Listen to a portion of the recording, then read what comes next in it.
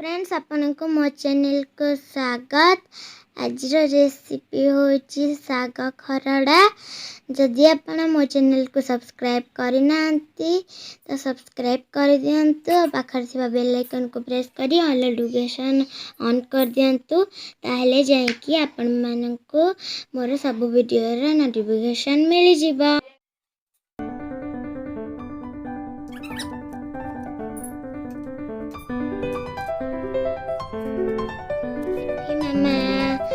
बोईतालू आलू और बैगन को छोट छोट काट दे।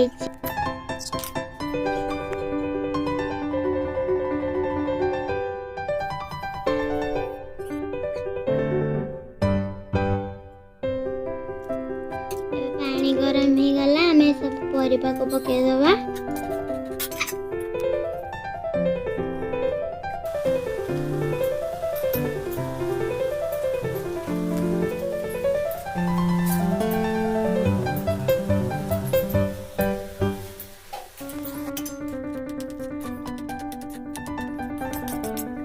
परिबा सिझी गलानी तब कोड़ी जगह रे काढ़ी दबा।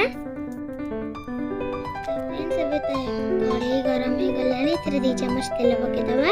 तो अबे तेल गरम हो आसलानी इथरे रसुन और सुखिला लंका पके दबा। एबे हमें सिझा होइथिबा परिबा को पके दबा।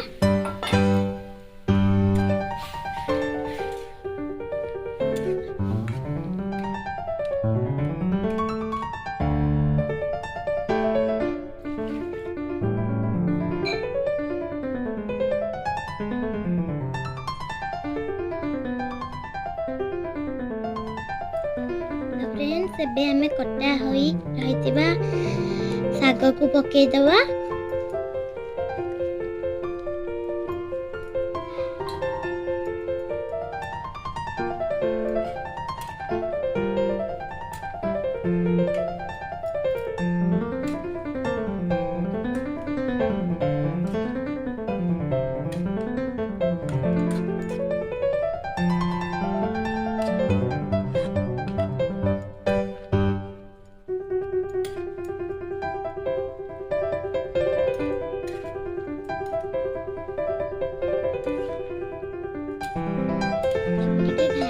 देखी 5 रु 10 मिनट जाए सिझीबा को छाड़ दबा।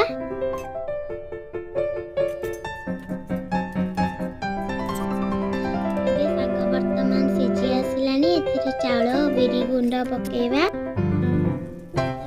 गुंड पकेबा परे ताको बारंबार घांटीबा नहले से बिंडा हे जिवो।